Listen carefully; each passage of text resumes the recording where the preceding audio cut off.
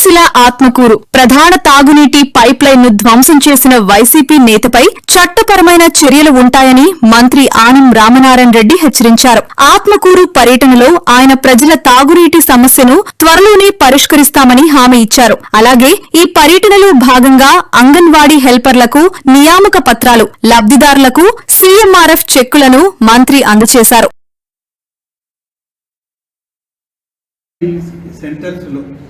కొత్తగా వాళ్ళు తమ విధులు నిర్వర్తించడానికి ఇవాళ ఆదేశ పత్రాలను విడుదల చేయడం జరిగింది.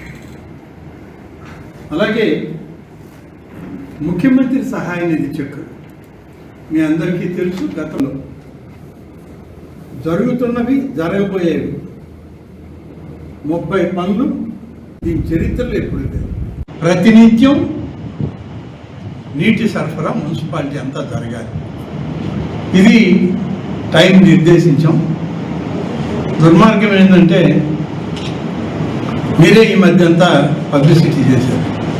మంచినీళ్ళ లైన్లో బోరేసేవాళ్ళని నేను ఎక్కడ చూడలేదు. అది కూడా మనకే దాపురిచ్చింది. అటువంటి మనుషులు కూడా ఉంటారు.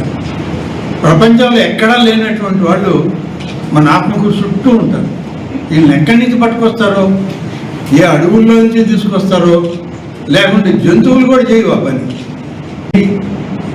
ఇదేమన్నా కాకతాళీయమా, లేకుంటే కావాలనే వేసారా, లేకుంటే ఆత్మకూరు టౌన్కి మంచినీళ్ళు లేకుండా చేస్తే రేపు రాబోయే మున్సిపల్ ఎలక్షన్లో ప్రతిపక్ష పార్టీలు ఏమైనా దాన్ని కూడా క్యాచ్ చేసుకోవడానికి ప్రయత్నం చేస్తారు. ఇన్ని రకాలుగా ఆలోచన చేసి వేసినటువంటి వ్యక్తి ఫలానా వ్యక్తి. అతని దుర్మార్గపు ఆలోచన వల్ల ఆత్మకూరు ప్రజలు దాదాపుగా 4వ తారీఖు నుంచి ఈ రోజు వరకు నీటికి ఎద్దడిని ఎదుర్కొన్నారు. సంపూర్ణంగా ఇది పూర్తి కావాలంటే 26వ తారీఖు వరకు వెయిట్ చేయాలి.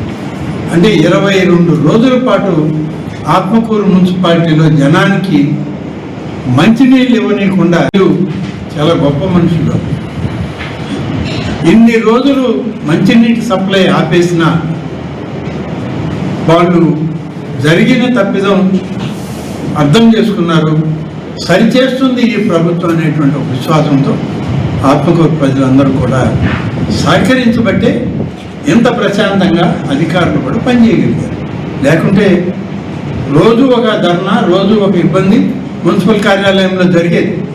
ఎవరో ఒకరు కొంతమంది రాజకీయం చేయాలని చేసేవాళ్ళు ఎలాగూ ఉంటారు. అది తప్పదు. అయినా కూడా 99 భాగాలు ఆత్మకూరు ప్రజలు ఓర్పుతో ఈ కార్యక్రమాలను చేయించుకోవడానికి వాళ్ళు పూర్తిగా సహకరించారని చెప్పి నేను ఈ సందర్భంగా తెలియజేస్తాను. ఆత్మకూరు సమగ్ర అభివృద్ధిని చేయాలనే ఇవాళ మా ఆలోచన. దీనికి తోడు రాష్ట్ర ప్రభుత్వం ఇన్ఫ్రాస్ట్రక్చర్ డిపార్ట్మెంట్ నుంచి ఒక మాస్టర్ ప్లాన్ రెడీ అవుతా ఉంది ఆత్మకూరు మున్సిపాలిటీ. ఇక్కడైతే అప్రూవ్ చేశాము. ఇది ప్రభుత్వంలో అప్రూవ్ అయ్యి రావాలి. దీనికి సంబంధించి మనకి మన ఆత్మకూరు రిజర్వాయర్ ఏదైతే ఉందో నెల్లూరు పాలెం దగ్గర నుంచి ఒక రోడ్డుని మనం ఆత్మకూరు రిజర్వాయర్ బండ్ దగ్గర నుంచి రోడ్డు తీసుకుని సోమశిల రోడ్లో ఉన్నటువంటి బండ్ ఎండ్ పాయింట్ వరకు దాన్ని అభివృద్ధి చేయాలని కూడా ఒక ప్రణాళిక ఉంది, తయారు చేస్తున్నాం. దానికి కూడా త్వరలోనే పనులు మొదలుపెట్టాం. Thank you.